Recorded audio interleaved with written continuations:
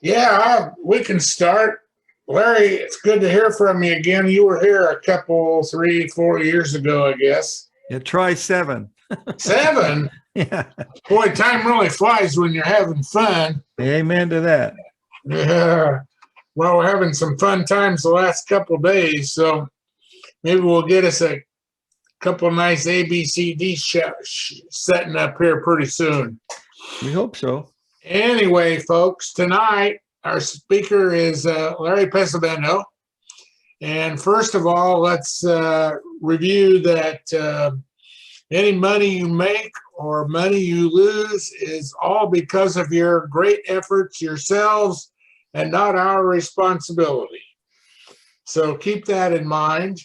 Our speaker tonight is Larry Pesavento, and he is an expert in a lot of things, particularly in the ABCD pattern, which is actually pretty good. It's been around for a long, long time and still works. And I think you'll enjoy learning about the pattern, and I think you'll also enjoy some of Larry's insights from his 60 years of trading. So without further ado, Larry, it's yours. Okay, thanks a lot. I'll tell you folks, some of you folks, since I'm not in the public eye too much anymore. I do a radio show every day between 12 and 1 o'clock p.m. New York time. It's WWW.TFNN. That's Tiger Financial News Network, TFNN. If you just go there, tfnn.com, you can see the radio show along with the other speakers that are there. They got some really smart dudes that are on that program. I do it from 12 to 1 every day. And what I'd like to do today is share with you some of the best things I've learned over the past 60 years. Frankly, as I was preparing this, I've done this webinar, similar ones before, and as I do those, I remind myself how lucky I would have been if I would have been able to see this type of a video 60 years ago. But my journey had to take me ups and downs, the valleys of the school of hard knocks to get where I am. But I've been at this level now for a long time. I got very lucky. I was a sophomore in college, 1959, and my uncle bought me 200 shares of a stock called Elastic Stop Nut. It doubled in price to $400, and I was able to buy a car. I got myself a nice 49 Mercury, but I still wish I had to this day. And anyway, I was in the sciences. I was going to go to medical school, but I switched to pharmacy school because I didn't like doctors being surrounded by death all the time. So I went to work for Eli Lilly for a few years, but I started trading actively in 1963 when I was trading corn and wheat and beans, and my college professor got me involved in it. I continued with that through 1975. I was with Lilly for 10 years. Then I decided to go out on my own. During that time, I took about 30 grand up to 1.2 million, and I was able to take 1.2 million all the way to a minus 2,700 in a period of 9 months during the crash of 1974, which was a blessing for me because I finally learned how to trade after I'd given up most of my money. I mean, I lost a lot of money, but boy, I spent a lot of money on the way up, folks. So I never feel sorry for myself about that. That happened to be the best learning experience of my life. During that time, and then during 1976, Drexel Burnham Lambert asked me to run their commodity department in Los Angeles, in the Beverly Hills area. And I was there from 76 through 82. And I had a tremendous run because I was long gold and silver and all the commodities during that big time of inflation and made a great deal of money. From there, I went to Chicago Mercantile Exchange. I was a floor trader in the S&P, Treasury bills, foreign currencies, and gold from 1982 through late 84, 85, and 86. I went to work for Commodity Corporation in Princeton, New Jersey. And then in late 86, I went out on my own to trade professionally, and I've been doing it ever since. And I've never worked a day in my life, folks. I swear to God, since the time I left high school, everything I've done has been fun. I've never had to worry about getting up and going to work and not enjoying it and stuff, because I have just really been blessed. Confucius said, if you find a job that you love to do, you'll never have to work a day in your life. And he was absolutely correct. I was really very, very lucky. I would like to mention here I'm going to give you a lot of information here, folks. And to me, it's the very best of what I've learned. I mean, I'm not going to waste your time, and I certainly don't want to waste mine, because I enjoy doing this, because there's about one or two people, and I'm not just teasing you. There's about one or two people. There's probably going to be several hundred people view this over the next few days, but there'll be one or two people that it resonates to them. That's the person that I'm looking for. I know I'm going to see some, frowning faces when you say, "Oh, I'm that person." Well, maybe you are, maybe you're not.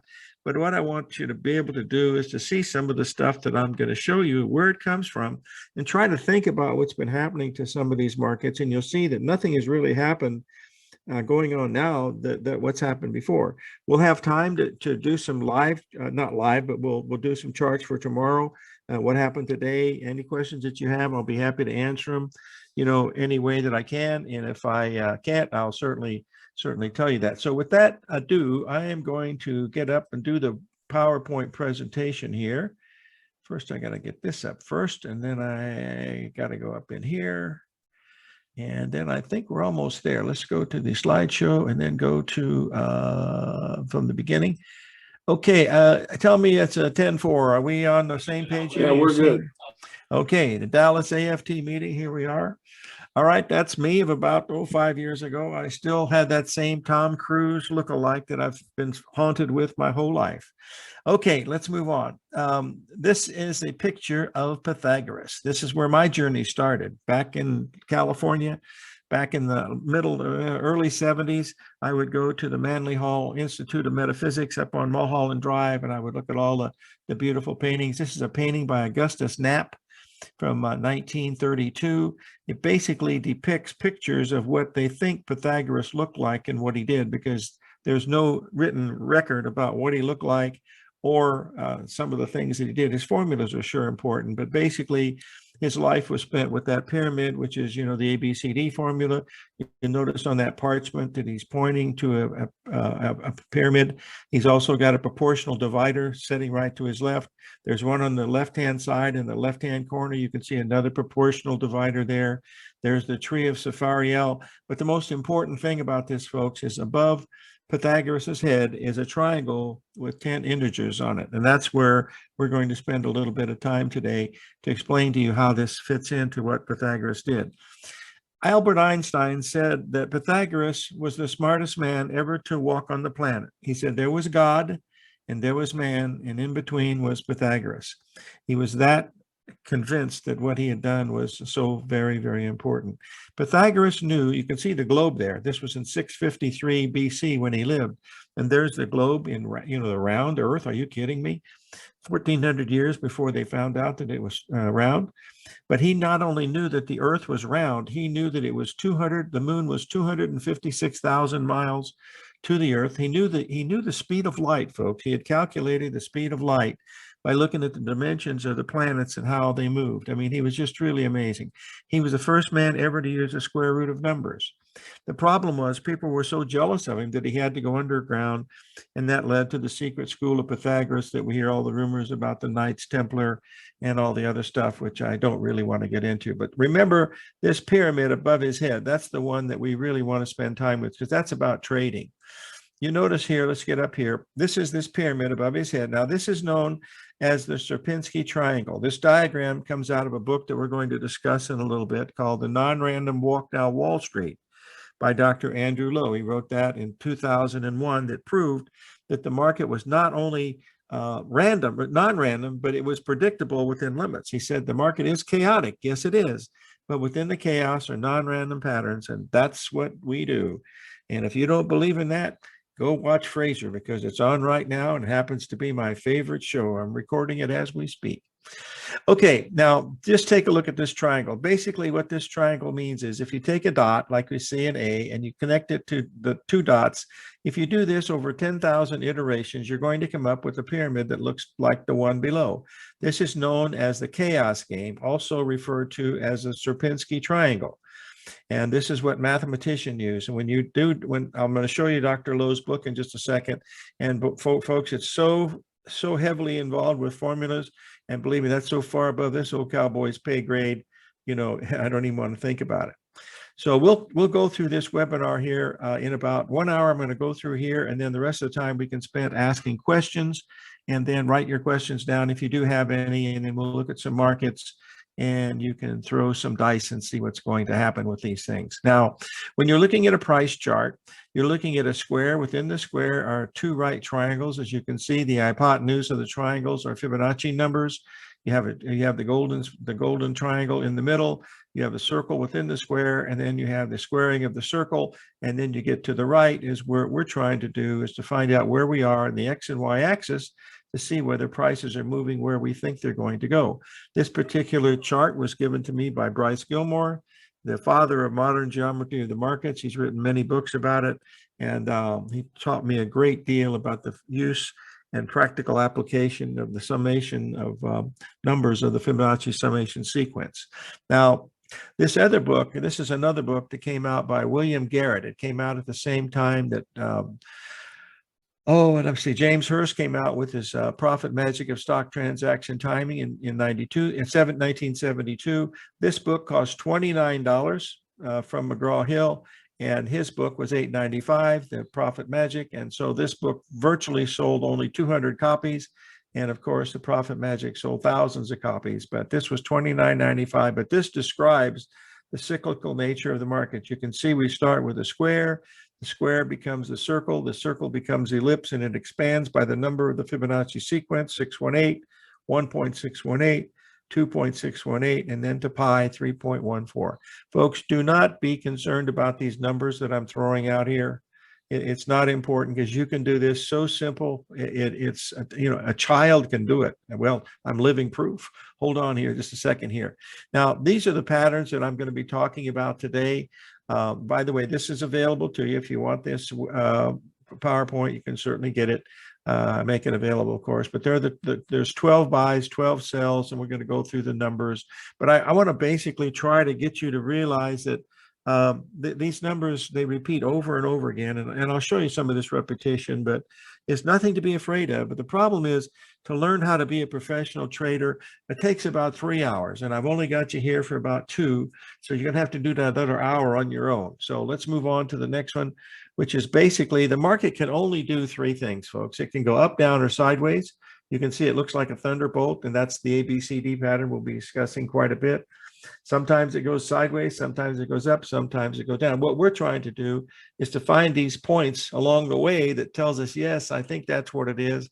And remember, you think that's what it is because you never know with 100% certainty that what's going to happen next. If you think this is 100% business, that's not going to happen.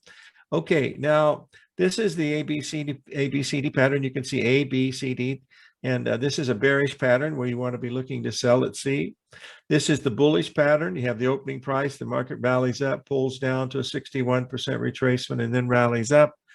And then, of course, this is the most important, one of the most important slides that we have here. There's about 6 really important ones. This is by far the most important from my perspective because I found this pattern in a book that was written in 1937 by Harold McKinley Gartley.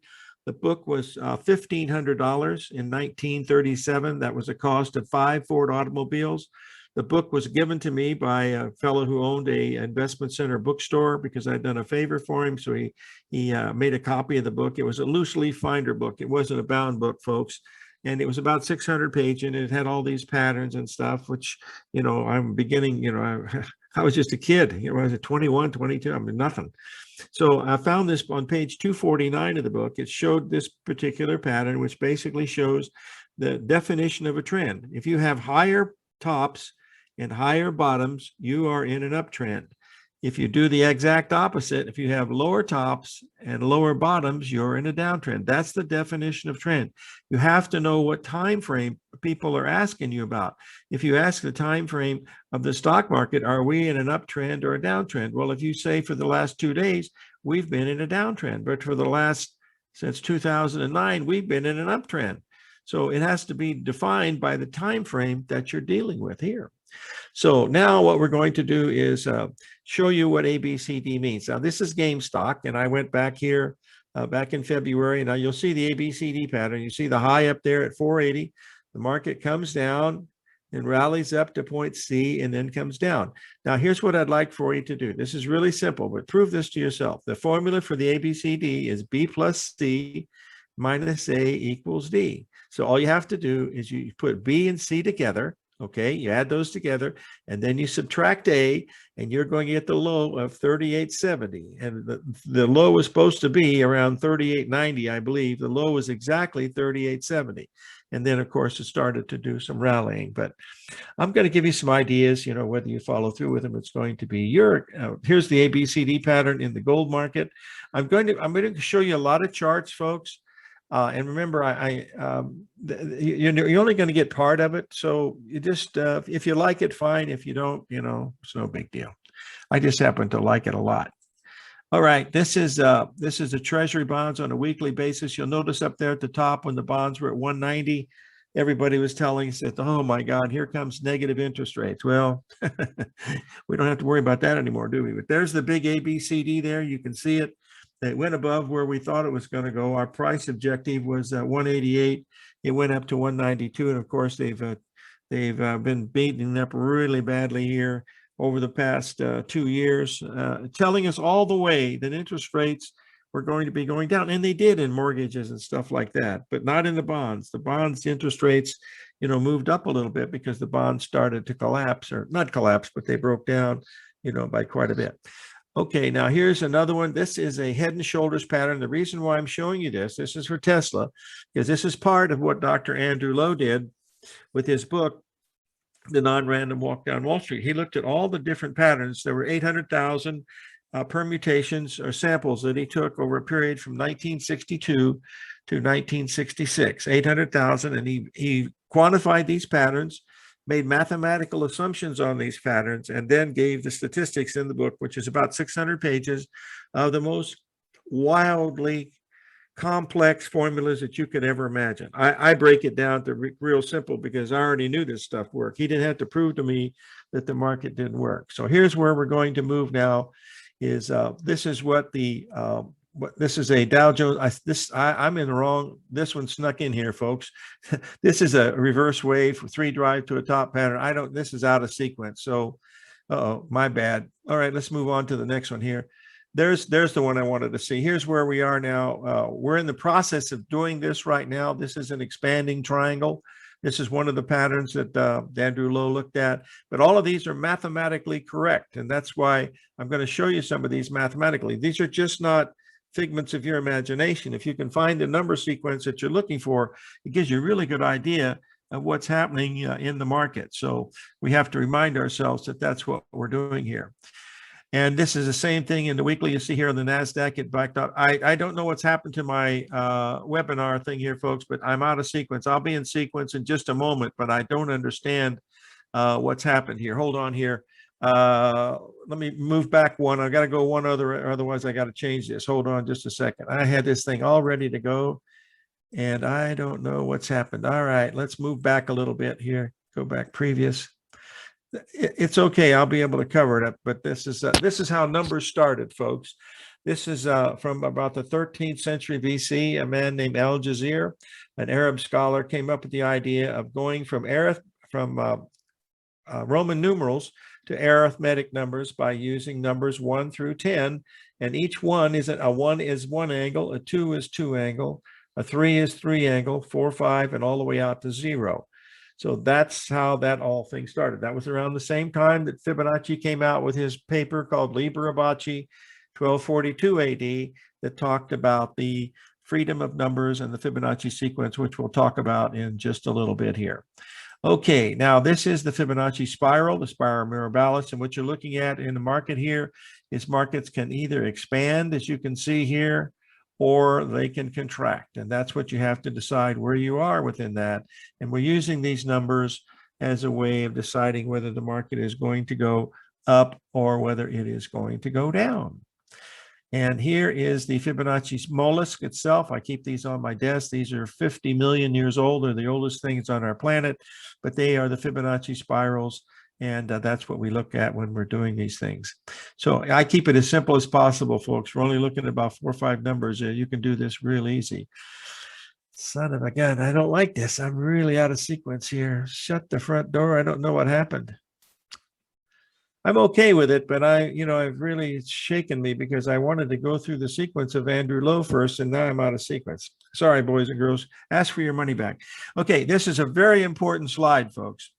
And the reason for this slide is the fact that you'll see here on the bottom of the thing here, the bottom numbers, you'll see the pentagram over there with all the numbers and everything on the side of it. But you'll notice the Fibonacci numbers in the first column, 1, 2, 3, 5, 8, 13, 21, 34, 55, 89, 144.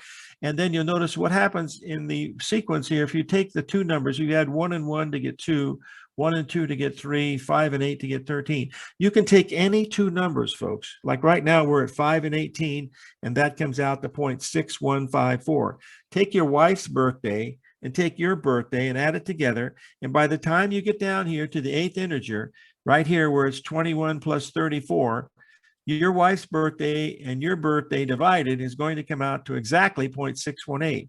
And what happens after the eighth integer, look, it goes from 0.6182, 0.6180, and then it expands to 0.6181, and then it contracts. It keeps doing that for infinity. And that's why what we're doing in these markets here, they repeat over and over again, because that's the normal nature of the market. And it doesn't always do it by Fibonacci numbers, but it does it by Fibonacci numbers part of the time.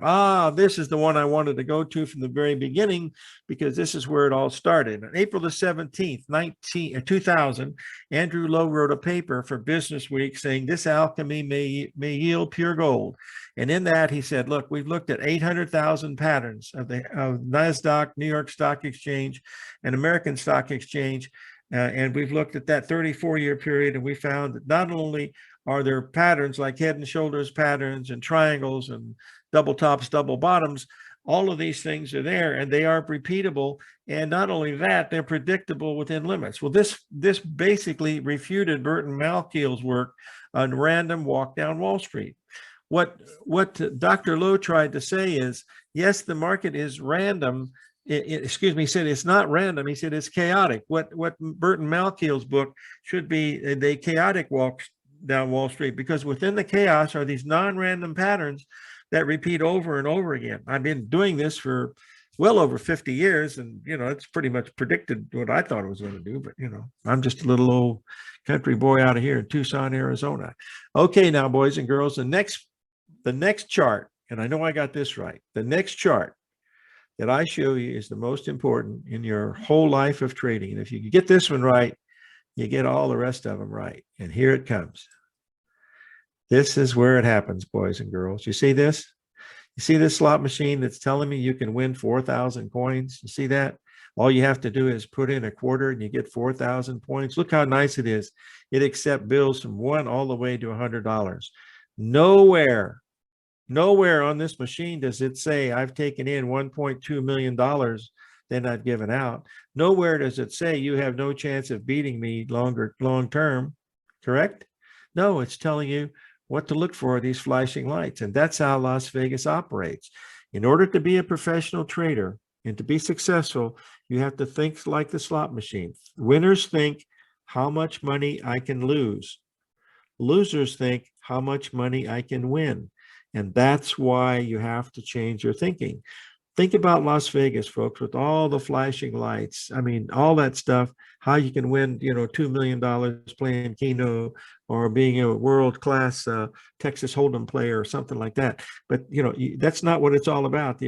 What you have to pay to get into that game to see it. Now, remember, some of your family members will say, well, what you're doing is just like gambling. It is so far different than gambling that it's ridiculous. The only thing that is equal to in gambling is we keep score with money. In gambling, it starts with an event that goes till it finishes. It's either the spin of the wheel, the toss of the coin, the blow of the whistle, the turn of the card. It doesn't make any difference, whatever it happens to be. That goes until it's all over. The odds are predicted and the house takes a percentage. Well, our house percentage is a commission, and it's very, very small, much smaller when I started this business. So remember, this is not gambling. What we are intelligent risk speculators. Keep telling my kids that. They believe me, though, after all these years. Okay, now, to do what we have to do now, this is simple, folks. All you have to do is to have a calculator, a pencil, and a ruler. That's all you have to have. These are the numbers that I look at. These are the combination of numbers. 618, 786 are contracting Fibonacci numbers. 1 is equal, AB equals CD. 1.27 is an expansion number, and 1.618 is an expansion number. That's what I use to try to determine, where these markets are going.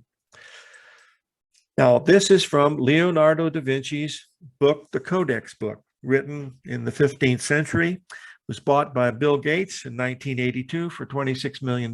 He gave it to the Smithsonian. It travels the world for 6 months and then stays in the Smithsonian for 6 months. I've been fortunate enough to see it several times in my lifetime. This is one of the 1,500 pages in the book. It's why the book is called the Codex book. If you look at the top writing up there, that is Da Vinci's handwriting. Those of you that studied anything about Da Vinci will know that not only was he very, very smart, he was number 2 on Dr. Einstein's list. And he basically was paranoid because he could write with both hands equally front. He could write with both hands, which in itself is being ambidextrous is amazing, but he could do it with writing backwards. And that's what that is at the top up there. It's written backwards into a mirror. So the only way that you could read what he was saying would be to turn around into a mirror and you would see that it was written the right way. That's why the book got the name, the Codex book. Now, what Da Vinci is telling us here are the ratios and proportions of the human body.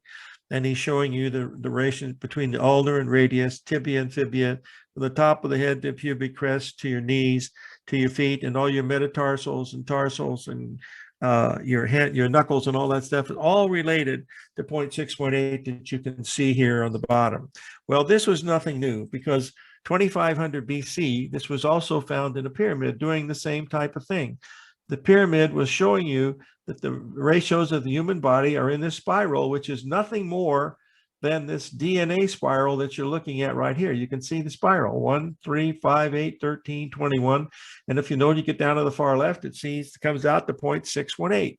And that's why we, in our DNA, however we line up on this, our chromosomes line up along this spiral determines why, why we are different, And folks, this is very important. This spiral here is the main reason there has never been a murder conviction in the state of Arkansas, because they have the same DNA.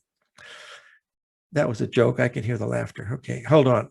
Let's just take a look at these numbers now and these patterns. All right, let's try to do a little show and tell here. This is the euro over a 30-minute period. Each one of these is a 30-minute bar. It's a line chart. And basically, it's a 30-minute chart going back about 10 days. Now, I've told you about those numbers that we were looking at. We haven't got to the patterns yet, but we'll get to those. All I'm going to do now is overlay the numbers that we just talked about over the euro over the past 10 days, okay? And it's that simple, boys and girls, honest to God.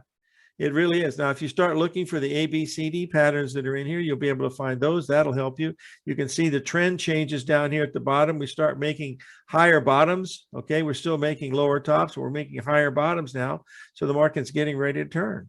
It's that simple. A 10-year-old could do it, or an Italian, one of the two. The reason why that's important is because, as Dr. Lowe said in his book, not only do these patterns repeat, they're predictable within limits. So if that's the case, you should be able to move forward in the euro using those same numbers to try to find whether you find support or resistance. Okay. Now, I'm not going to show you any of my secret oscillators that I use, my RSI, my revolving 25-day moving average supplemented by I'm joking and it's not working out very well. I don't use oscillators. The darn things work in hindsight. Some people can use them, but I don't. They're lagging indicators, and I don't. I just keep it as simple as possible here. Okay. All right, let's move on to the next one. This is the ABCD pattern that we're going to spend some time with today. If you just learned this today, I'll be a happy camper. And this was in Gartley's book on page 249. It was the ABCD pattern, and we'll go through it again so you can see it. There's your ABCD pattern. This is the dollar yen, where you want your AB is equal to your CD on your downside. What we're looking for is for a selling opportunity at C and a buying opportunity at D. That's basically what we're looking for. I'm going to run through a bunch of samples now. And how are we doing here? We're time. Wow, we're about a third of the way. Okay, we're in good shape. We're in good shape. Okay. Okay, here is Planetaire. If this is you'll notice it's a very popular stock. It went all the way up. You can see the ABCD patterns that are here. The low was right there at the 61% retracement. It rallied from that level. These are just examples, folks. I want you to see them. You have to do this yourself. I'll give you some ideas when we get back here to understand it. But like I said, it takes 3 hours to be a professional trader, and it takes a little bit longer than that. Now, this is Walmart. This is a Gartley pattern. You can see on the left there, which is Gartley pattern with a higher bottom. There's an ABCD pattern there. You see those triangles that are there. That's where AB equals CD. Then the market goes up and makes an ABC. Then it makes a butterfly pattern. These are patterns that I'm going to be talking about. So I want you to get used to looking at them. This particular pattern that you're seeing right here is a 1, 3, 5 pattern where you have 1, 3, and 5. And each of these is a perfect Fibonacci ratio telling you that that's a major top up in here. So that's what we're paying attention to. This happens to be the New Zealand dollar. We'll just show you some of. I wanted to see the large ABCD pattern there, folks. Going back from 2012 to 2015, the ABCD pattern measured to 8,800, and that's where it went to before it dropped by 25%. So these ABCD patterns work. There's some in the middle too, but I don't want to get it too confusing. I want you to get some of the little tiny ABCD patterns. A, B, C, D, A, B, C, D, A, B, C, D, A, B, C, D. That's what I want you to get. Okay, this is the German DAX. This is last year, I believe. Yep, this was 2014. This was the 3 drive to a top pattern up here. Then we have the large ABCD down. We're going to be doing these in live, folks, but I just want to show you the repetition in different markets because we have people all over the country. Here's the euro from a long time ago. You notice this was back in 2014. We were looking for the euro to get down to about 107. The low in the euro has been 104. So that has completed. And of course, the euro had a pretty good rally off of that. And then we'll move on to the next one here, which is this is the New Zealand stock market itself. And you'll see the same thing with the ABCD markets. And we'll move on to the next one, which is the Gartley pattern. You know what I'd like to do now? Let's just take a break here for just a second. I can come right back to this without any trouble. And let's try to answer a few questions if we could. Let me move this out of the way, see if that would work a little bit. Hold on 1 second. Let's get this up here. Oh, wait a minute here, boys and girls. Get a second here. Where am I here? All right, I got to get back to Zoom. I need a little help over there from Texas. Can you give me how I can get to ask? I'd like to answer if you move your cursor up to the top, I think you will see a menu up here, and you can get the chat window if you want. Okay, chat window. Okay, there's a chat window. Okay, I see the chat window. Yep. Are you wanting people to ask you? Yeah, if anybody has any questions now, because I'm throwing you a lot of information, and I know I'm overwhelming a bunch of people, but if you do have a significant question, then we'll do that. Otherwise, I'll give you this one chance to answer a question. Otherwise, I'll just go to the end and show you what I have. You decide whether you think it's any good or not. That's up to you. But there doesn't seem to be one question that came in from Cynthia. How do you choose where to start the pattern? Cynthia, you always stop at the lowest or the highest price. That's where you have to do that. So if that was the only question, I'm just going to go back to the show, and we'll get back to to where we should be. Okay, let's do that. But I'll show you that in just 1 second here. I think we're on 33 as I recall. 34. I think that's where we are. Is it 33? No, I think we're on 34. 1 second here. 31, 33. Is this it? Nope, that's the ABCD. Hold on just a second here, boys and girls. We'll get this up here. This might be it. There's the Gartley. Okay, now we're ready to go. And move this out of the way for just a second. And slideshow from current slide. Okay. All right. This is the Gartley pattern. Now, this is the one that changed my life, folks. When reading the Gartley book, I got the book in 1970, but it didn't make any sense to me until I lost all my money in 1974. Then I studied the book and I found this pattern on page 222. On page 222, Gartley described a pattern that the only time in that whole book, and there's about 60 or 70 different patterns that he described, did he take 2 full pages and with diagrams to show that this was the Gartley pattern on page 222. So in 1974, I saw this around December of 74, and I saw that the stock market was bottoming. We didn't have the stock index or anything like that, but also saw big moves coming in corn and soybeans, especially soybeans, and that's what got me back in the game. But basically what the Gartley pattern is, he described it as you don't have to pick a top in a market and you don't have to pick a bottom in the market. Just wait for the market to make a top and then sell the first counter trend rally against that. And that's what the Gartley pattern is all about. Let me just show you. Now, this is a Gartley pattern. See, the top is up at X. Now, Cynthia, you always start the highest point is at X, okay? And then when you go down, you see where the A is. A can also be an X because that could be part of another pattern, but it has to be the X has to be at the highest or lowest part. The ABCD is the part that's in between.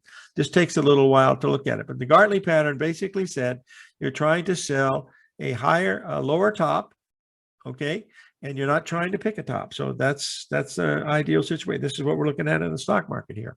Okay, now we move to the next one here. In a bullish Gartley pattern, there you have X at the bottom. Okay, then you have A at the top, which again, that could be an X too, because that's the highest level. We don't know that, but as the market starts down, then we know that it's an ABCD because X could be something totally different. But X has got to be the lowest spot or the highest spot that you're looking at. Whether it's a 5-minute chart, 15-minute chart, it really doesn't make any difference. Okay, now this is what a Gartley patterns look like. I got a bunch of them put in here. This is the gold market. I want to show it to you because it's on what I'm really looking for. Here is the weekly gold chart. Okay, this was from about a month ago. We were looking for gold to bottom at 1673 per ounce.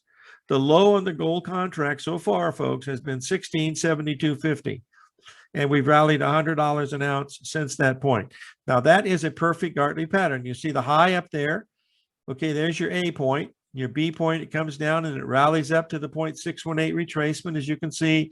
And then it comes down and stops at exactly 61% retracement of the 2020 low. Exactly. I mean, that's you can't make that up. Okay. And so far, that's what's happened with this. So that's a perfect Gartley pattern in here. Now, there's another Gartley pattern here. If you look in 2016 to 2017, you have the ABCD pattern coming in exactly at 78% level, and that comes in at 1100. Now, I'm just showing you some of these patterns as we go through to try to stimulate a little bit of interest in what we're looking at here. So we're going to show you a few more of these patterns so you'll be able to see them. Now, here's Planeteer. We remember we stopped it right here. You see what happened? We went right down. Now, this went actually lower, folks. This went down to 2060. You see the ABCD measured to 2106. The actual low was 2060, and then it rallied back up to 32. But there's your ABCD pattern coming in right at a 61% retracement. So that's a higher bottom with an ABCD pattern, and that makes it a Gartley. I wrote many papers about this during 74 and 75 that were in Futures magazine that was taken over by Stocks and Commodities many years ago. And then I wrote some books over the years about it, but tell you more about that later. Okay, now this is another Gartley pattern here in the Euro. You can see here, this is a daily chart. This one stops at a 50% retracement. And then you can see the Gartley sell signal up at the other one. Let me get this out of the way here a little bit. You have an ABCD pattern right here, and then the market, of course, it broke down from that level here. But this is the pattern that you're looking for. This is what I do every day, folks. I look for these patterns, and I don't look at any fundamentals. I don't understand them. Don't want to. The butterfly pattern is basically a Gartley pattern that has failed. That's really what it is. It's nothing more, nothing less, and I'll show it to you right here. See, ordinarily Gartley pattern would stop at point D, but look what happens. It goes up and makes a new high. See, we start down there at X, making an A, B, C, D, and then D is X up again at the high up there. So that's where you have to mark your X's. So when it reaches that level, you can see the two wings of the butterfly. See, the Gartley pattern should have stopped right here, but it didn't. It kept going higher. to a butterfly pattern. Very, very bullish pattern. And when it happens, and a very bearish pattern when it doesn't. You can see those coming in right here. And then we'll move on to the next one here, which is this is a really nice one because this is an expanding triangle, folks. This is what we're looking at in the stock market right now. From back in 2018. Look at the low on March the 23rd, folks. Exactly, I mean, within 0.01% of a 1.618 expansion. And then you can see the ABCD pattern in this thing to tell us it was going to go higher. I'm going to update this chart for you here on the weekly to see where we are now, because I think you're going to be really interested to watch what that is. Okay, now here is Microsoft. Here's a Gartley pattern right here. You see the ABCD pattern coming in with lower tops in here. Then you have the butterfly pattern here. You can see the wings of the butterfly. There's other patterns in here too, but I just wanted to show you, what these patterns look like and what they could do, because I want to try to get you just to see the main pattern, and that's the ABCD pattern. Watch that one, A, B, C, D, A, B, C, D. Watch that. That's the one that will help you the most. Now, the 3-drive pattern is one of my favorites because it's the ultimate of trading against the trend, but that is such an advantage here because you are trading against the trend. But I will tell you this right now, your hand is on your pocketbook when you're doing this. You are risking the least amount of money that you could possibly risk when you're trading a 3-drive to a top pattern or 3-drive to a bottom pattern. It is so accurate that if you're wrong, you're going to be out of there. They're going to spank your hand and you'll move on to the next one. It's right better than 70% of the time, and it pays off a lot more. It's not an unusual pattern, especially if you're looking at different time frames, but it's there and it's very, very important. Okay, now this is what a 3-drive pattern looks like. You have drive 1, drive 2, drive 3. You see you have 3 higher tops. And the question is, it must look very symmetrical, folks. It's got to look exactly like this. And if you have to ask your question, is that a 3-drive pattern? It's probably not. It's got to jump out at you. It's got to look like 3 little piggies. And well, if you're bearish. But anyway, that's what you want to be watching here. Now, this is a 1-3-5 pattern on the upside, but here's a 3-drive on the downside. Same thing. You see the market rallies up to a fib point, rallies up to a fib point, rallies up. This is what we're doing in the stock market for the last 2 days. We'll cover that in just a minute.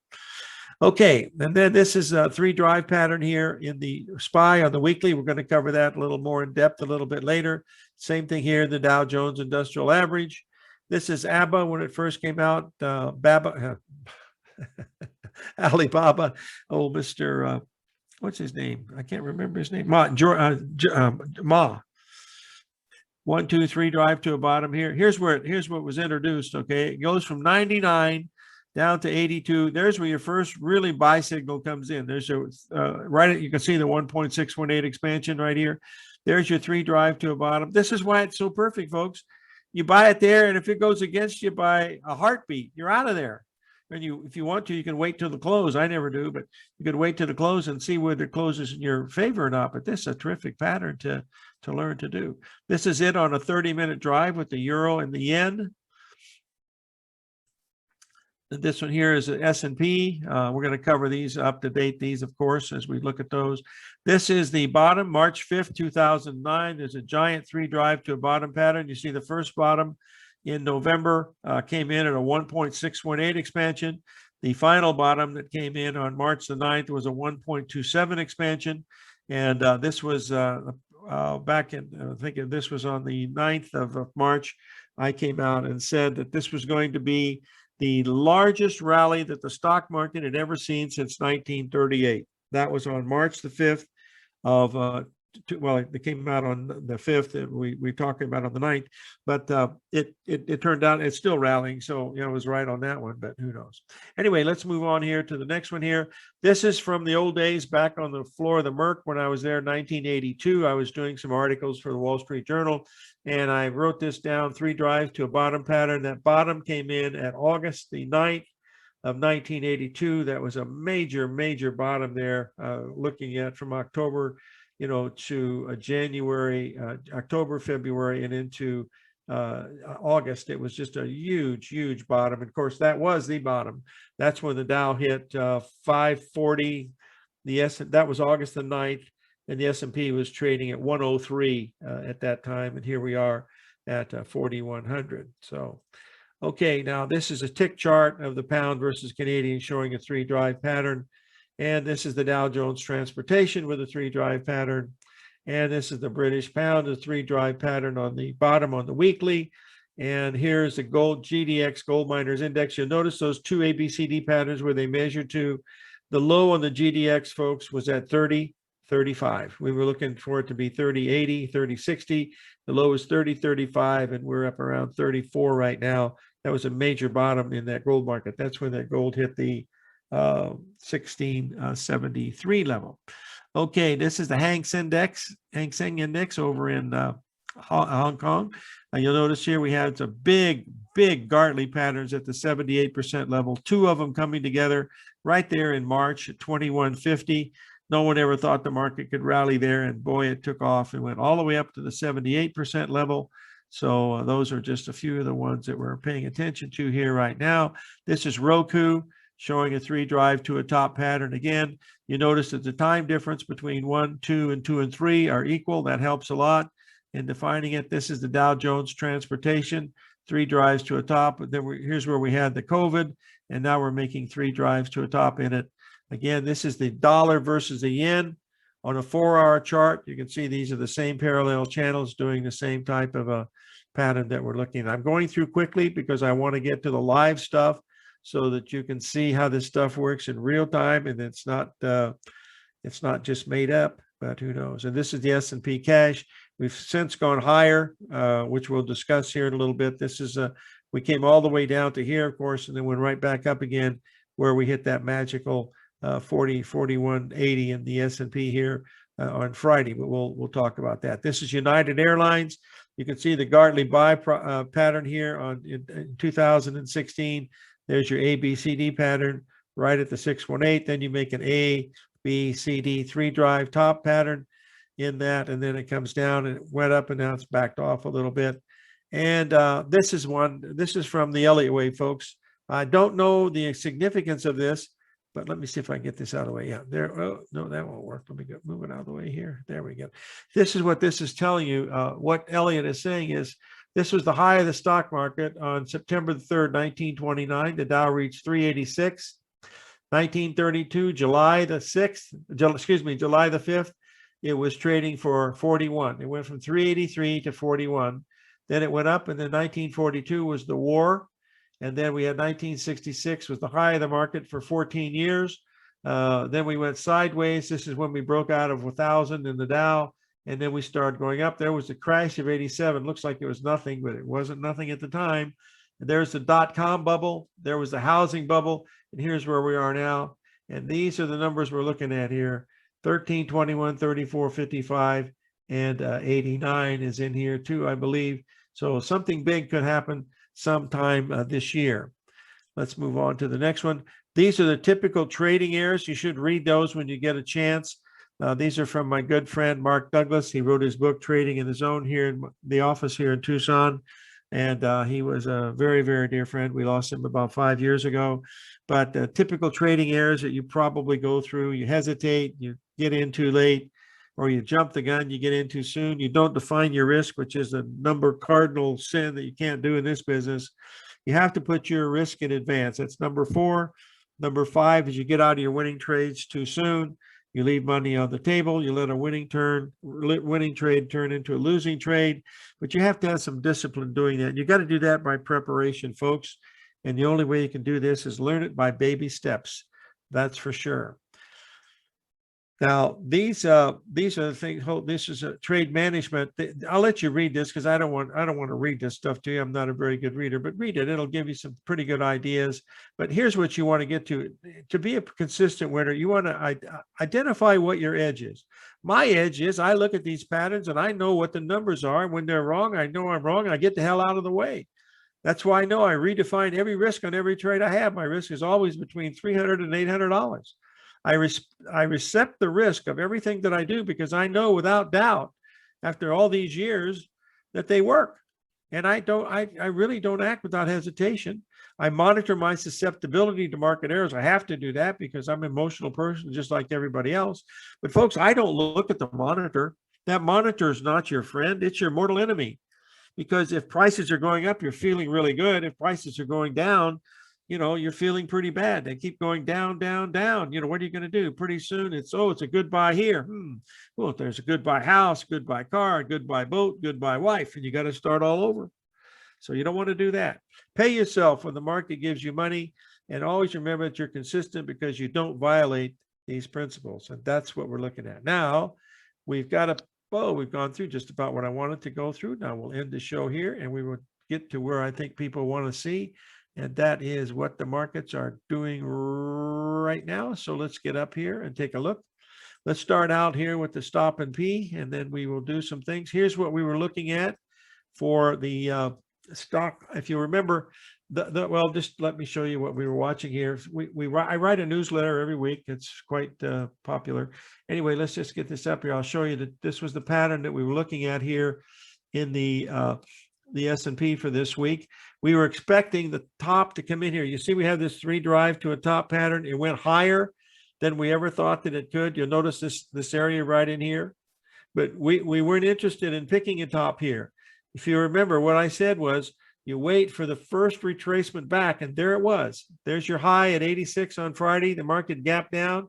It went up and stopped exactly at the 61% retracement, then came down and stopped at the exact 1.618 expansion of this. You have ABCD patterns all the way through here. What did it do? It rallied again to the 61% retracement, just absolutely perfectly right there. And then what happened was this morning, we went from the high down to the low. We rallied right up to a 382 retracement to within a half a point, 41.50. The number was 41.50.50. And from there, we came all the way down. And there's where we're going, folks. Tomorrow or sometime tonight, we're going to be trading down here at around 4,100, I believe. If you notice these moves right here, you talk about repetition, that move repeated, and look what it's done right here. You see how it's repeated itself? And look how it repeated itself, folks. Just blow it up just a little bit so you can see it. This is what we've been talking about. You go from your high here down to your low. Then you go up there. Now you see you have a double bottom. This is actually a little bit higher bottom. And there's your ABCD pattern right there. A, B, C, D, setting right. There's a Gartley pattern, an ABCD against the trend. And so that tells us that that next move should take us right down here to around 4,100 is what we're looking at here in the S&P. So that's what we're watching here right now. I wanted to give a couple others because I wanted to show the folks, wow, I got a lot of stuff in here, don't I? Holy moly, guacamole. Let's do a few here just to be really safe here. And I want to ask a few questions in here. Oh, let's do crude oil because that's always a good one right here. Here's crude oil. Look at the 3 drive pattern. It's a 60-minute chart in crude oil right there. There's drive 1, drive 2, drive 3. There's your ABCD pattern right here. The ratios are pretty much spot on. Here is the 61% retracement on the daily coming in at 6,400. And what did we do? We went right up to 64.38 and then collapsed the market by $3. And we stopped exactly at the 382 retracement of the low that we made way back here. So this is still a bull market, but now we're seeing signs that there possibly may not be a bull market. What I plan to do is to run a few of these by you, and then you can take a look at the patterns themselves of what we're watching. Let's take a look at Apple. I know that folks like Apple. Here's Apple on a 60-minute chart going back quite a few months. You'll see the big ABCD pattern up there at the top at 145. Market comes down, makes new lows down there on March 23rd. It finally makes a big ABC 61% retracement up here at the 134.04 level. We've been here for what, 4 days? It didn't go anywhere. That was telling us that the price of Apple was most probably getting ready to go lower because it stayed here within a 1% range of the Fibonacci numbers. So it's telling you it was not running away. Here it was taking off, but here it was not. So that's why it was important. So what we were watching here when we were watching Apple is to see how it was going, excuse me one second here, how it was going to act. And what I did today was I said, because we've been here for so long, I said, we've got a chance that it could get as high as 136.27 here, because there's a 61% retracement. And we got these A, B, C, D patterns, A, B, C, D, A, B, C, D. I thought we could get a little bit higher. All we could do was to take this out by about 10 cents. And now we're trading way down here in Apple now. So that's another one that we're paying close attention to. Okay, now I've covered the S&P. Let's get to the euro here, then we'll do the gold. Here is the euro. This is setting up for a beautiful sell signal, folks, known as the 135 pattern. There's your ABCD pattern, your Gartley sell. There's your 3 drive to a top pattern. Drive 1, drive 2, drive 3. The market comes down to a 50% retracement. Look, A, B, C, D. I didn't even draw that in. That was a Gartley right there. A, B, C, D right there. And there's A, B, C, D to the upside. And now we're right here. We have lower tops.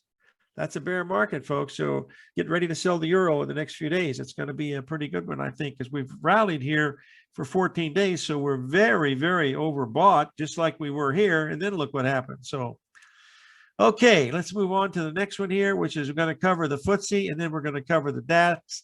Here is the FTSE. This is just completed a big 3 drive pattern along with a butterfly. The butterfly's in yellow, the 3 drives in green, and you can see what's happened since it made the exact tick, folks, 70.50. Shut the front door and raise the rent. You can't make this up. And now we're going to take a look at the German DAX. We've done almost the same thing in the German DAX. It's been a little weaker. Oops, just a second here. That's not good. I got to come up here and, oh, you can see this already. I don't have to put that in there. there's the pattern here in the DAX.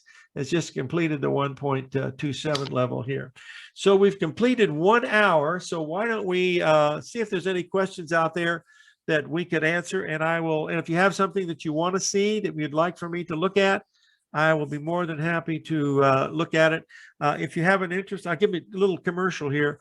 If you have an interest in this, I've written a bunch of books. A lot of you folks have seen my work. You own some of the books. My most popular book has been Trade What You See. That was 20 years ago. Nothing's changed in that book. Everything's still the same.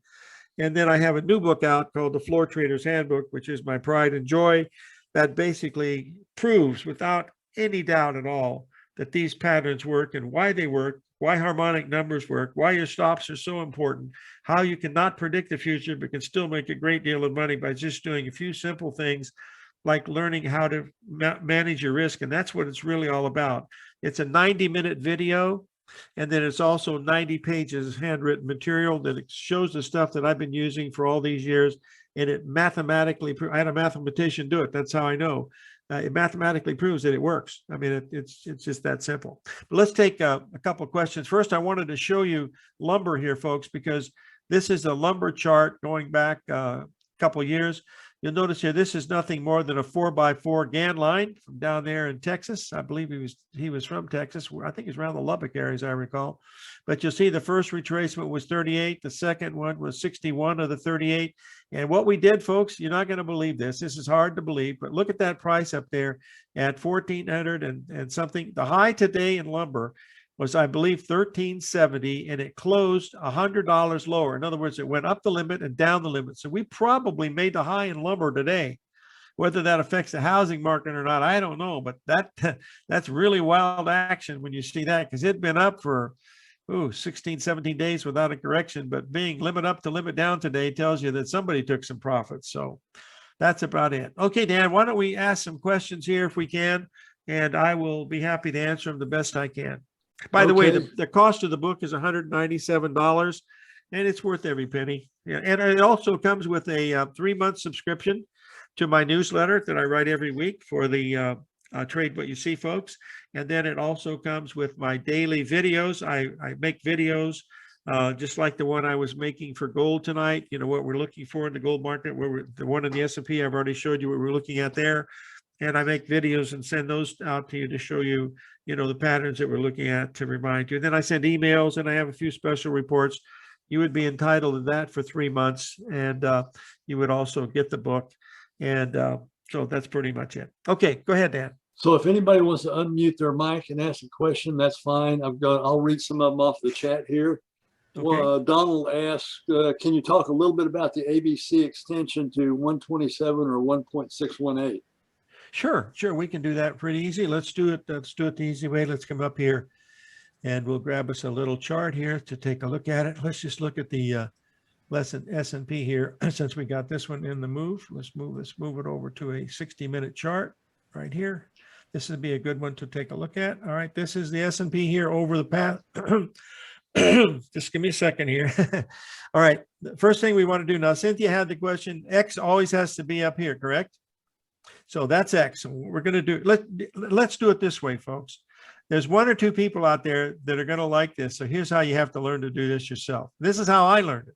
You take a pencil and you draw the line from the low, from the high to the low, and then you draw the line to the low to the high. Okay. Now I'm not going to do the little one in between here. I'm only going to do the big one. So I'm going to take this one and then I'm going to draw this one in here to see,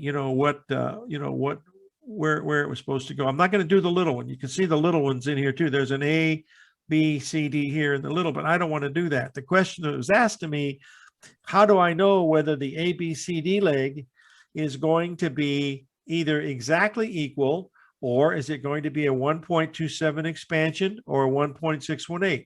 Well, the first thing you do is you calculate the distance from your BC leg, okay? And that puts you right here. And that tells you that the 1.27 level would be right here. Well, you see that it hits 127 and then goes up, but we think it's going to go to a 1.618 expansion, which would be down here. You see, because this leg here should have stopped right there, but it did not. It went lower. The reason why it went lower is because it's bearish, but you don't know that. But when it gets to that point here, 1.618, look how much time it spent there at that important number of 1.618. You see that's telling you that this market still wants to go a little bit lower. Now, if the line, this line here, it goes back to, you see the slope of this line is 45 degrees. The slope of this line is 60 degrees. When you see this coming down at 60 degrees, you know that the BC leg is going to be stronger to the downside than the AB leg. So if you drew that in using the pattern, you just go from, there's your AB, put your CD like here. See, there's where the ABCD should have ended right there. That's where the big ABC should have ended right here, but it went lower. And the reason why it went lower because this slope was more. There's another ABCD here. You can see that one too. That it just hold on just a second here. We'll draw that one in. I think we're real close to that one too. And there it is. There's the one from that didn't draw in right because it didn't catch the right high. There's your X, A, B, C, D. So see, this last one gave you the final low, and notice the slope of this line is equal to the slope of that line. That's why that one came in equal. That's all covered in my book, but try to do the simple ABCD ones. The same thing is true, on the way up. You can see these markets once they start to accelerate like they did, they'll take you to much higher prices, but the patterns are still going to be there. Here, let's just do this larger one that we had back here, back from this low right here. We take this and put it in. There's that low right there. You mark this. The ABCD pattern should have come in at 41.83. The high was 41.84. Well, I was off too much. I guess that doesn't work at all. Okay, next question. I hope that helps. Is there anything related to that, or does that help? Yes. NASDAQ. Oh no, let's do something that counts. That's for people that take drugs. No, it still works on the NASDAQ, but frankly, I don't trade it. I want something that I can keep my sanity with. And these algorithmic traders get in there and they do really crazy things with it, but we'll see where we are. Okay, here's the NASDAQ. This is the NASDAQ is actually quite bearish actually. Okay, there's the ABCD right here that we had. Here's the head and shoulders pattern. You see the market, there's your A, B, C, D came down. There's your Gartley pattern right here, exactly at the 61. And then away it goes. You see it here, it just kept going higher and higher and higher. Once it gets above here, folks, you're flat out wrong. You got to stand and get out at the front of the bus. That's why these patterns are so good. When they fail, get out. You're wrong, Bubba. You just can't stand in front of it. All right, let's take a look on just a few minutes on a smaller time frame to see what we've done so far. We had the top up here. I'm going to do it the cheat sheet way, and that is we really had this was Sunday. Okay, then we came down. This is the move we've had in the stock market. We came down and we rallied. There's the high that we made on Sunday. We came down on Monday. We stopped right at the 0.618 expansion right there of this move right here, stops right there. Then we make the A, B, C, D to the downside. You can see that happening. Another one right in here. And then what we did is we rallied up here. This is the important one, folks. Pay attention, because if this is what I think it is, and I don't really trade this. I don't need this. There's too much other stuff that is pretty good. Yeah, this is what's interesting. See, all we could do here was to make a 382 retracement. This thing's, this has got death written all over it. So the next 2 days, we're going to see the NASDAQ way below here. So you got another 100. Let's do it on a 30-minute. You'll be able to see it here. Yeah, you're going to make at least the absolute minimum you're going to make is a 382 of the whole thing, and that's going to be here. You've got another 250 points to go to right here at 13,500 in the NASDAQ. Okay. Good, thanks. Okay, there's a question from Ron. Is there any platforms that can search for ABCD patterns? Yeah, there's a whole bunch of them out there. TFNN has one that does it for stocks, and then if you have MetaTrader, some of these others will do it. But you know, the easiest thing is once you practice it, you don't have to search. I mean, they just see it. You can just see. I follow about 20 different things, and of those 20 different things, I'm always looking for them, and you know, I think it's fun. So I do them pretty much by hand. I have the ABCD tool in here. I also have this tool right here, which is done for me by Ensign. And I can literally do that. Let me just show you. This is what they call the Pesavento patterns. I'll just give you an idea here. There's the Pesavento patterns. I'll put the property window in. And what I'll try to do is to show you how I can change the minimum bars. Hopefully we'll be able to see some of these other. No, I got to expand the bars here. Maybe that'll do it. Yeah, see how it's making. Yeah, see how it'll change the bars by. And I just want. See, I'm just looking for the main ones. That's all I'm looking at.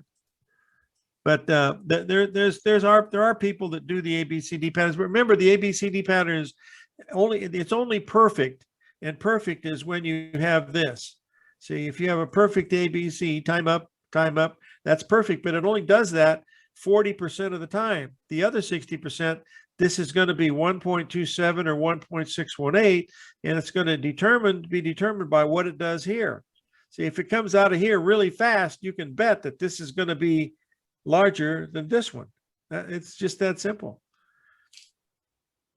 So there was another question about what software you're using to draw these patterns. Okay, this software is Ensign. I think you can see it here, up here in the top here. You see where it says Ensign up here? See that.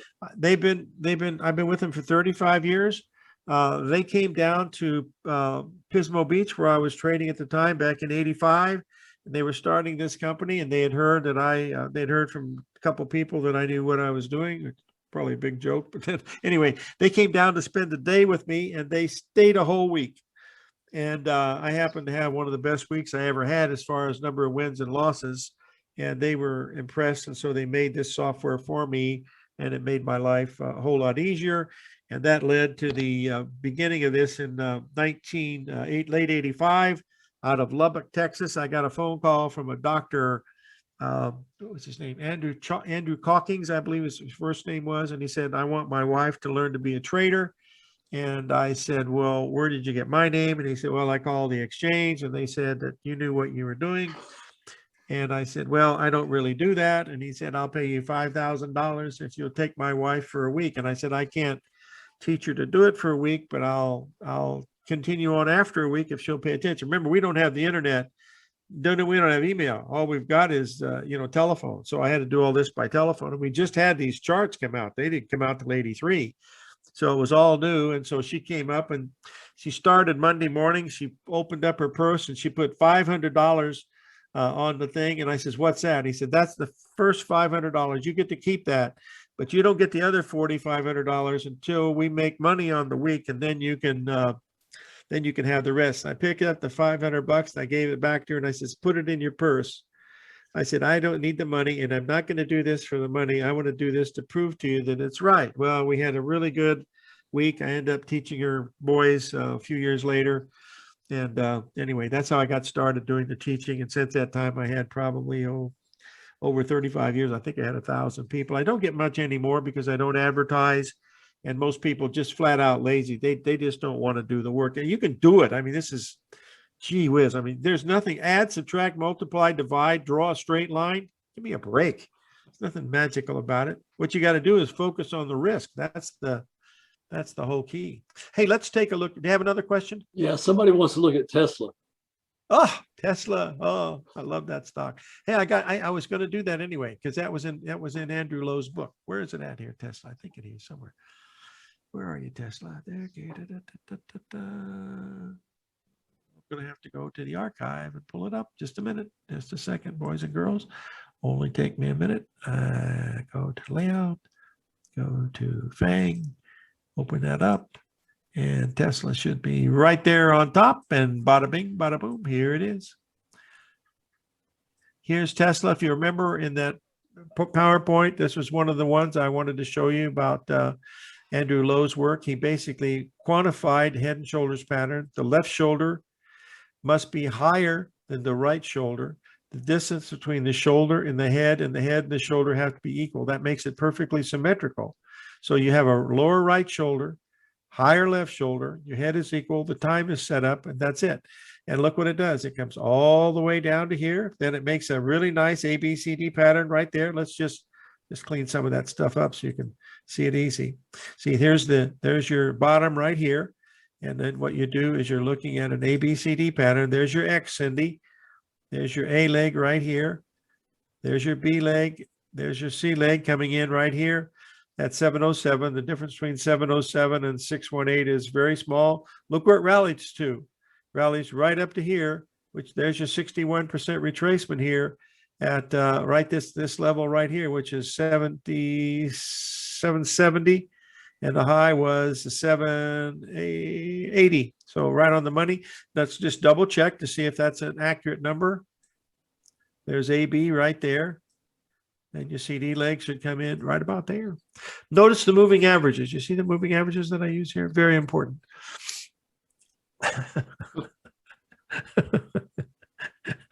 Oh, lighten up, Larry. Lighten up. Take this too serious. Any others? Somebody wants NIO and TSM. TSM. Why do you guys do these stocks? So, folks, I don't do stocks. I don't think I have any of that stuff in here. It works, but I don't. INO. I don't have any. What's the other one? TSM. TSM. What is TSM? Is that a TSM? I have that. Someone's asked me about that in the past. So let's get this up here. All right. Here's where we are. All right. Let's just see where we are with TSM in real time. We'll move this over a little bit. See how. Okay, the top was made. Let's get rid of the Pesavento pattern things. Just get rid of that. And this is what we've done so far. All right. Let's make sure we come in here at a level that we can understand it. Something's happening. We came down and stopped right at this level. So the last major low we had here, this took about it looks like it took about a month. Let's see, where was this one here? Yeah, this one right here would be the one you'd want to look at. That was your low to your high. You want to see what retracement that would be back in September. You see it came in right at a 50% retracement. So we know that that's pretty much spot on. And it made a beautiful butterfly right here at the bottom. There's your X, A, B, C, D. Comes in right at the 50% level. Okay, spot on. And then we rally up to here. Now this is I'm pretty sure it's only going to be a 50% retracement. I can see right now that it's a little bit more than 50%. It doesn't quite reach the 61. And now we've started down. I firmly believe that this stock is in trouble and we're going to be heading down to this level right here, about 94 is what I think it's going to be headed to. We should be at some support right here. I think we're right at the 61% retracement. And we're below it already. See, we're already below the 61. That was at 1534. So we should anything. Well, this thing's headed lower. That's my 2 cents worth. But remember, if you pay more than 2 cents, you've overpaid. The INO, I'll pass on that because I don't know what that is. I mean, I know it's a good. I shouldn't do that to you. Hold on, let me get this up here. Yeah, it's NIO, NEO. N-E-O or N-I-O? NIO. N-I-O. Okay, let's do that. You put me on the spot here. N-I-O. IO. Okay, let's Yeah, try yeah. and see if it works. Thank you. You're welcome. Okay, here's N-I-O. Oh, this is at one of those cars, isn't it? Is it one of those electric cars or something? Yes, yeah, the one in Yeah, China. okay.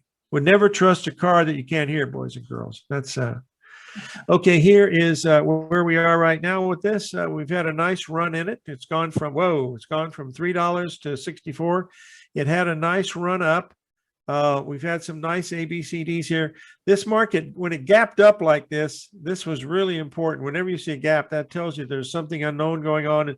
And then here's your beautiful trade right here. Look at this. For 8 days, the market basically makes a very small trade, a very, very small retracement level.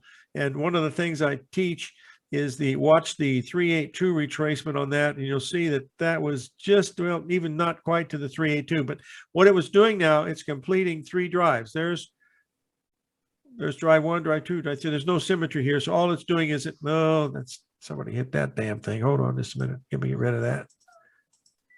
I wanted to show this is a delete. Okay, now we'll show you the ABCD. Okay, the ABCD will be right here. You take your pencil and just draw the line. There's a B, and then you come down and draw this down like this, and your C day leg is going to be right up there. Bada bing, bada boom. Comes within. Let me see, how much does it come in? The high was 66. Comes within $1.10 of the exact high, and then you have a series here where you're making lower high. These are pretty much the same highs. You see. There's a tiny little ABCD here, right here, very small one. But then you go up and you fail. And then this is where the problem started right here. When you gap down, that was the day that you know you have problems. Now, where's it going to go from here? So far, we have some pretty good support in here. But boy, if this support fails, and this is really what it looks like to me. This looked like this stock is, if this is 382, this stock is going lower. And the answer is, it's 382, so that means we're heading down to $12 in that stock. From this high, it comes in right at the 382 level right here. I think it's going there. Okay, we have another question here. It says, how do you decide what to trade and what not to trade? NG, gold, CL, Okay, lumber, etc. okay, I've learned over the years, I only take the winning trades. The losing trades I always pass on. If you want to know how to do that, that's part of my advanced course. That is 25,000 ups. I'm sorry, it's been sold out. I can't reveal that information. I don't really, well, let's just get to, since you asked me a simple question like that, I don't know which, I mean, I follow about 14 different things. I'll just show you what I'm following right now. That would be the easiest thing to do. Okay, here's Tesla. Let me get this out of the way here. I've got the windows. I've got to cascade this, and then I got to get this back out of here, get out of the layout, and get back into my program, and then it's going to be all messed up, but we'll still get it straight up here. Here's what, of course, you know, I'm in the S&P. We're looking for the market to go lower. We sold it several times up in here, as you recall here. Let me get up to the 15-minute, and I've already pointed out to you what we're looking at here. Let me get rid of this thing right here. Hold on just a second. Delete that. Okay, here's the S&P on a 15-minute, and we're looking. I'm still short this. All of these rallies have been exactly equal, and that pretty much tells me we're going right there. That's where we're going here, is right to this level. We're going to make there's 1, 2, 3. It's going down to right about here. 40.92 is what I'm looking at right now. Okay, here's one that's really active that you might like. Those of you that trade natural gas, this is a beautiful pattern. This is about as symmetrical as you can possibly get. Let's get this up here on a daily here. Really great thing to trade. This is like the pork bellies of the energy complex. But here is the natural gas. What I'm going to do now is I'm going to get rid of most of this stuff here so that we can just walk through it, and you can see, you know, what we're looking at here. Let me clean this up here a little bit. Take that out of there. Get out the last support. Okay. Oh, what happened, Larry? Don't tell me you lost it. Yeah, you'll get it back up here. Yep, I did. 1 second, boys and girls. I've only been working since 3 o'clock this morning, so that's no excuse. I love it. That's it's the bad part, folks. I've never worked a day in my life. Isn't that rather sad? I know people that hate to go to their jobs and gosh, I can't do it. All right, what we're going to do here is we're going to get rid of this, okay? And what we're going to do here is we're going to look at this part of what we're looking at here, get rid of some of this other stuff in here too. We're going to look at what's happening now with this market right here. Now, you can see we have a low here, okay? We rallied up 1, 2, 3, 4, 5, 6, 7, 8, 9, 10 days. We have a low here, 1, 2, 3, 4, 5, 6, 7, 8, 9, 10 days. Time and price are equal, correct? You can see it right there. So I put that in like this. So the first thing I want to do is say, is there an A, B, C, D present here? So I take my drawing tool and I say, there's AB and there's CD. That comes in at 74.23. The high has been 75.50 has been the high. So that is complete. Now, the next thing I want to do is I want to see what this high was back here and what this ratio was coming up. So I look and I take my Fibonacci tool, I mark it, put it right here, and voila, there's the 382 retracement. So I'm risking $2 here. I sold this at 275 to make 252. I'm risking $200 to make 2,000. That's what I think it's going to do, because if I'm right and markets repeat, that's what it's going to do. This is the first part of it. And there's going to be the second part. Now, a lot of things could happen in here. Above 277, I'm wrong, but that's what I'm looking at right now. Here's your ABCDs here. You can see here, there's ABCD here, ABCD here, ABCD here, ABCD here. They're everywhere. You just got to find them and you'll be fine.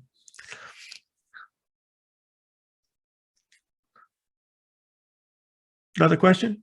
Yeah. Yeah. So Rita says, did you say that D was at the bottom and a buying opportunity? Can you discuss that a bit more in today's market, SPY or junk bonds?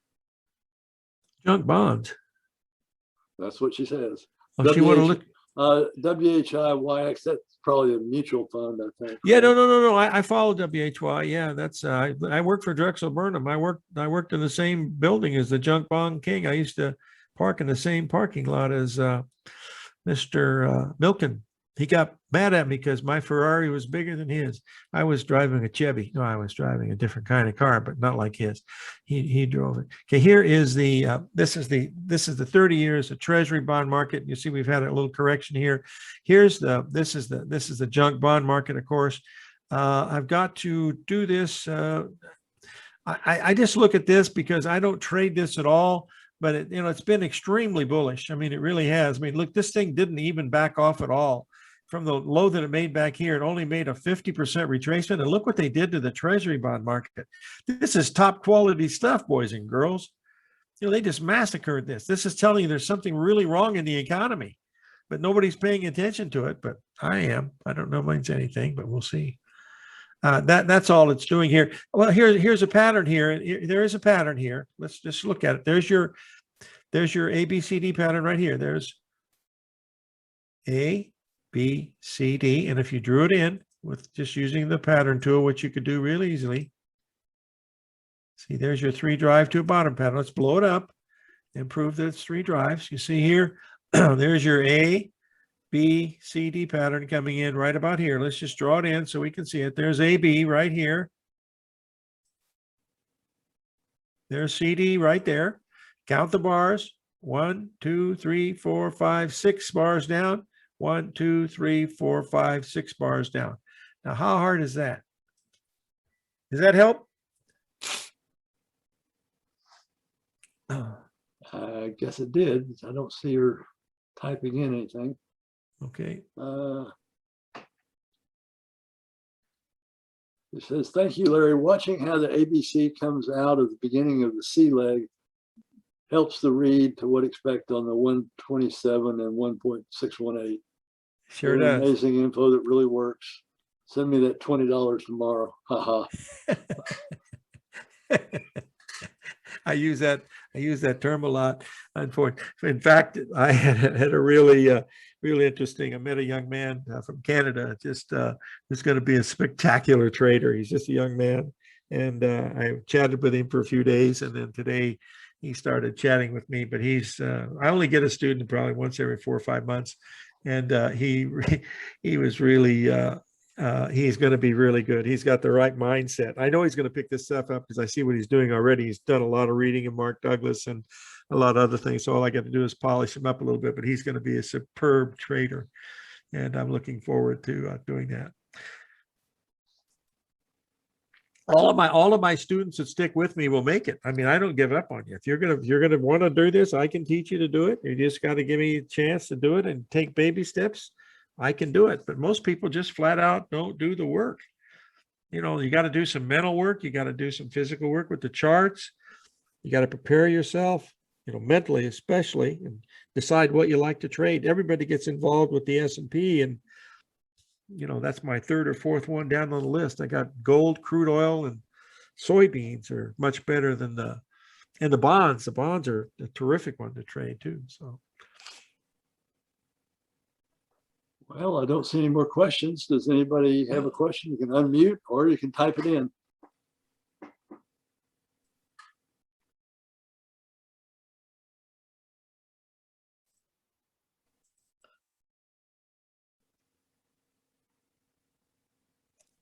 Does news and earnings confound fib patterns? Are they No. the partial cause of them? I don't know. I don't really care. You know, news follows the trends. Just to give you an example here, let me just show you here. We were chatting about this today on the radio show.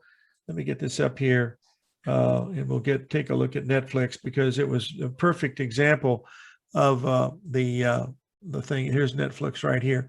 See, here's Netflix over the last couple of well, almost the last 9 months. But you can see here we had this big ABCD pattern coming in here at 560, and I said it's going to be hard. I said unless the news is really great, I said it's going to be hard for the Netflix to get much above 560, and the high was 560. 560. No, the high was 563. So it went 563, and you know, now I think we're headed down to it. That the 61% retracement came in at 560. The high was 563. So I'm assuming that's going to be it for the for this. See, when I look at this, I don't trade these stocks because they're, you know, first of all, they're too slow. But if you just looked at this, just blow this up here for a second. Get some of these things done. Let's just look at this from an ABCD format. You see the market goes down here, and we're going to mark it. There's your X point, and there's your A, B, C, D comes in right here at about 140, about 547 is where it comes. So we went above it, didn't we? And let's just count how many days we went up in the move. We went from there to there. So we went up for 11 days. So what we're going to do is we're going to clone that, and we're going to come over and see how many days it went up in this one right here. And you'll see that we went up 11 days, and that's when we topped. And of course, when the earnings came out, this popped up a little bit. So we're looking at for the market to come down. Now, how much should it come down to? Well, if we take an example from what we looked at with natural gas, we'll be expecting the Netflix to come down to right about here, which is 515, and that would be setting right at a 61% retracement right here. And that would be a 135 pattern, which is, we don't cover here tonight, but that's where you have higher bottoms. And that's when you're trading with the wind. Now here's a 3 drive here. There's that 135 pattern in a downtrend. So those are some of the ones that we're watching here. I hope that helps. So would you trade that going down? I'll teach it, but I ain't going to trade it. If you were trading a pattern, would you actually short that at that point and expect? My short would have been around 560, because that's where the 61% retracement of that thing came in, was right there at 560. So I'm interested in selling there, especially when I have the ABCD pattern present. See, right there it is at 558 is the exact number. And then today it hit this. I think it's going to get down to this level right about here. See, if I'm willing to sell it here, I have to be willing, when it does this, I got to be willing to sell it when it's over here too. See, there it is, 61%, exactly. Stays there 1, 2, 3 days. Hello. Please sell me. Please sell me. Please sell me.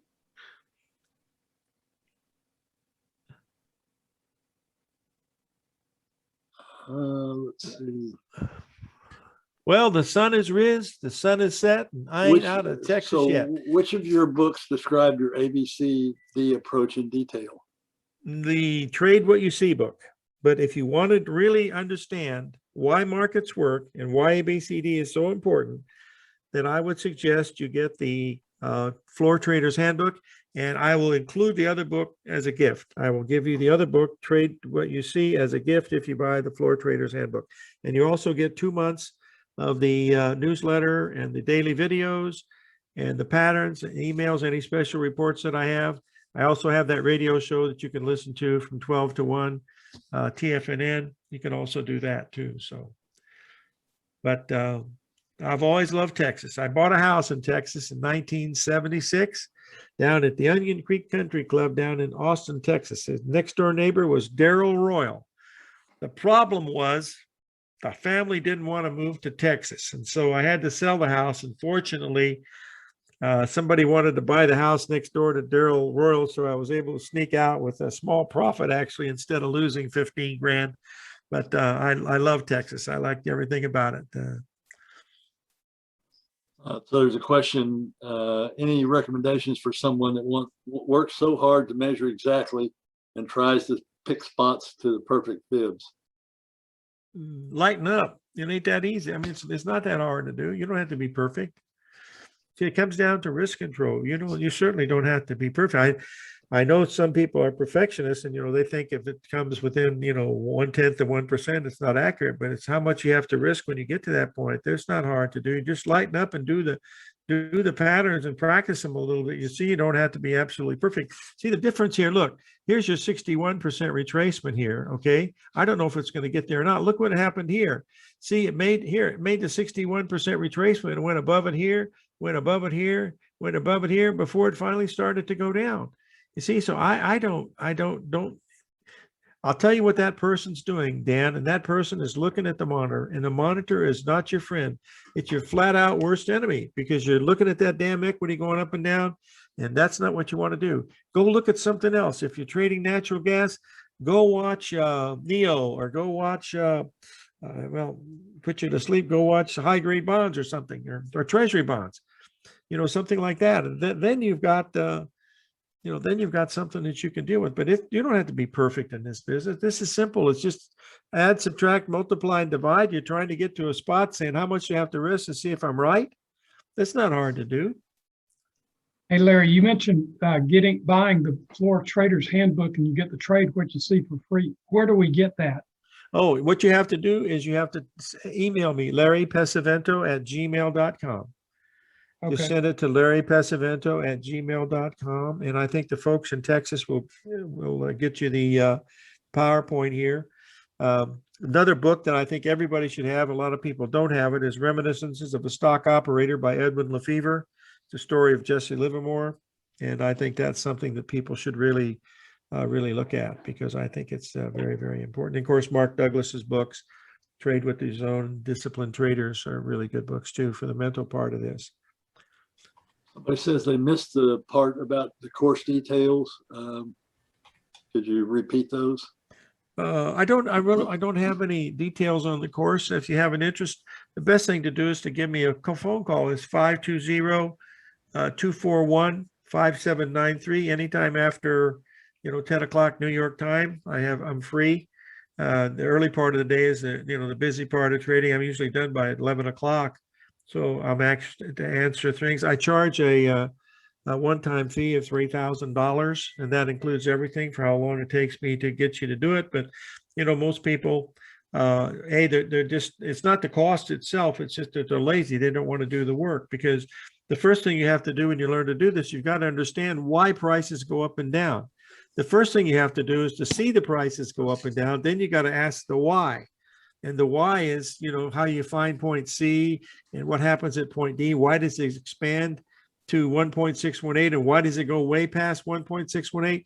These are things that you've got to learn to do. And then when you finally can understand what's happening, you want to do the real easy trades, you know, the trades like the natural gas. That's as easiest trade as you're ever going to see. It's just, you know, it's just set up. It may not work, but golly, give me 100 of those, I'll win on 90 of them. You know, that's what you're trying to do. Corn, you know, is another one that's great to trade. You know, wheat is a great one to trade. You know, those are all fun. Let's just show you an example here on this wheat market. It was really a monster here. Where did that thing go? I got it here somewhere. Here it is, right here. Here's look at this beautiful Gartley right have at the 78% level right there, 595. The low was 595 and 1/8, and then they went all the way up today to 680. You know, that's a huge move. And beans and corn have all done the same thing, but these are ABCD patterns in the wheat market stuff, and grains are a great thing to trade too. So you just got to find out what they like to trade. Foreign currencies right on top of being things to trade. They're really, really simple to trade, and they trade 24 hours a day, 5 days a week. So that's even better. Somebody asks, how do you know where to set the stop above the 618? You know, actually what I do, it's real simple. I kept this thing as simple as I possibly, that's what I did in the Floor Trader's Handbook. First of all, this thing started about 2 years ago. One of my students who's an exceptionally good options trader, and he's a good flat trader too, but he loves options. And he said, you know, you've got a book here that's got so much in it that you've never covered. And then he started showing me the mathematics behind it. And it just blew me away because, you know, we went through like 20,000 iterations of looking at the euro, and it showed just one after another. It just got boring to see the number of times this thing happened and how these numbers sort of fit together. And that's how the Floor Trader's Handbook started, and it became pretty popular. It does take some time because it's a 90-minute video, and then it has 90 minutes of the handwritten stuff. But if you take some time, it'll prove to you that the ABCD pattern is you know, very worthy of taking a look. It's so darn simple. I mean, you don't have to worry about news. You don't have to worry about you know, oscillators, moving average, stochastics, all that stuff. I've never used it. Even when I was at Commodity Corporation, as big as they were, they never used any of those moving averages or oscillators. They watched volatility and market action and how the market gave you feedback. You know, if the market gives you really, really good news and it doesn't want to go up, boy, there's big problems. Okay, there's a bunch of questions that keep popping up about what the books are and how much, you know, and we're going to have a video of this, so you can go back and watch the video and find all that information from Oh, looking you at know, the video. they're simple. It just, hey, if they have a question, just have them drop me, Larry Pesavento at gmail.com. I'm more than happy to people. And if like I said, there's probably 1 or 2 people out there that are looking at this and said, oh my God, I've been waiting for this guy my whole life. Not quite like that, but this is what happened to me. You know, I looked at this stuff for years before I finally hit it. That was back in 1986, 87. You know, I knew ABCD. Okay. I knew Fibonacci numbers. I knew the Fibonacci numbers as well as Proctor did. I was using them 6 years before he was. But what happened for me was I met Bryce Gilmore, and Bryce Gilmore had a program called the Wave Trader. And the Wave Trader, I've got this chart up here in wheat. It would do this and, you know, draw all these things in, and I could see the patterns. And I said, oh my God, that's a butterfly. My daughter, when she was 6 years old, when he got the old commodity perspectives chart, she would cut them out with her little plastic scissors and put in colors on the crayons and then put them on the refrigerator. They're like little bats or butterflies. And so I named them butterflies. And so that's how the Gartley, I named it after Gartley because that was the one that it's on page 222. I called it the Gartley 222 pattern. And I've been done. I think there's 36 different websites now that talk about Gartley and butterflies and some of this other stuff. So Jim asked, how do you use volatility? don't.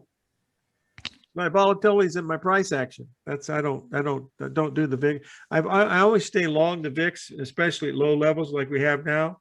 But other than that, I don't really need it. I'm not too volatility. You can see when you have really wide ranging bars, that's your volatility. And I'm certainly interested in that, Jim. But other than calculating it with an index, I certainly don't do that. I keep it as simple as possible.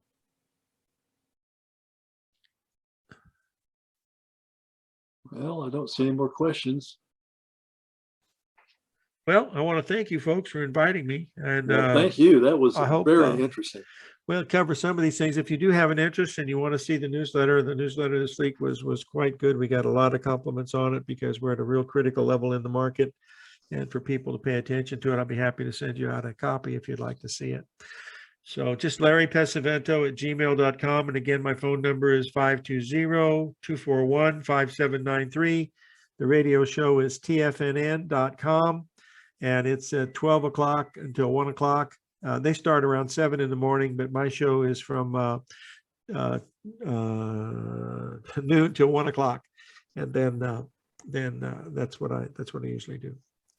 And I answer questions from people all over the world. It goes all over the world. We have, all different kinds of questions that people ask about. These were all good questions people asked about tonight. They're all good. Did you say tfnn.com? TFNN, Tiger Financial News Network. That's Tom O'Brien. He's been doing it for 25 years. And he and Steve Forbes has started that. And it's been a very, very nice little program. A lot of good stuff. They got Thinkorswim on there. They do a lot of options. Basil Chapman's in there. Steve Rhodes, who's one of my students. Dave White, who's one of my students. They have their own programs. I mean, they've got some really good people in there talking about different things all the time. And sometimes it's currency, stocks, a lot of stocks. And commodities, gold, silver, a lot of that stuff is in there.